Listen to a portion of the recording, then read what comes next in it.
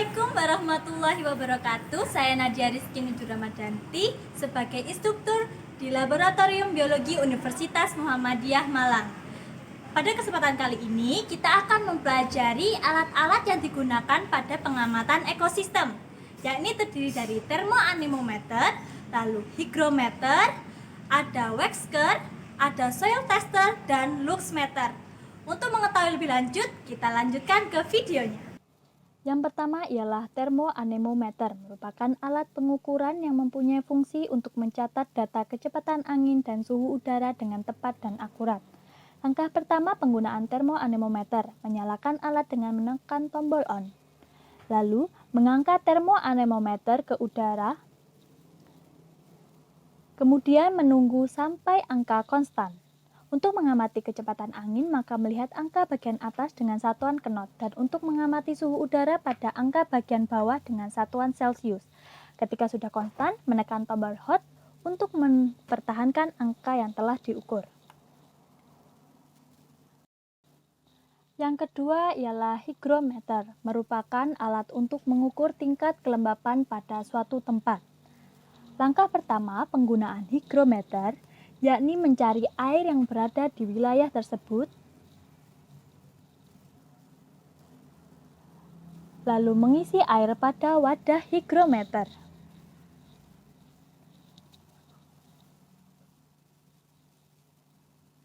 Kemudian, tunggu suhu hingga konstan. Setelah suhu konstan, kita mengukur kelembapan udara dengan tabel Taylor yang tertera dengan mengamati skala dry dan wet. Pada skala dry menunjukkan angka 30 dan pada skala wet menunjukkan angka 29. Lalu kita cari selisih dari wet dan dry, yakni angka 1. Setelah kita menemukan angka 1, kita tarik pada tabel 1 yang sejajar dengan angka dry, menunjukkan kelembapan 92%. Yang ketiga adalah Wexker, merupakan alat untuk mengukur suhu tanah.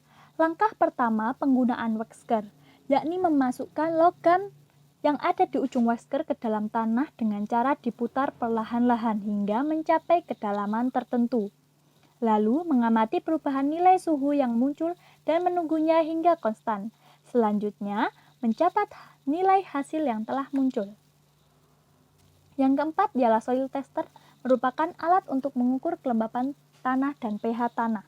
Pada soil tester terdapat tombol yang bila ditekan akan menunjukkan kelembapan tanah. Pada bagian indikator terdapat skala 1-8 merupakan angka yang menunjukkan kelembapan tanah yang satuannya persen, dan bagian yang atas yakni skala 3-8 menunjukkan angka pH tanah. Langkah pertama penggunaan soil tester.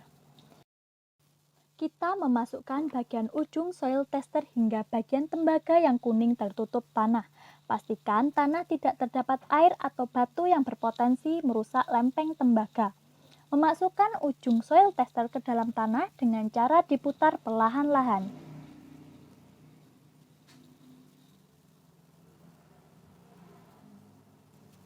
Hal ini berfungsi agar tidak ada batu yang secara keras menghantam bagian lembaga.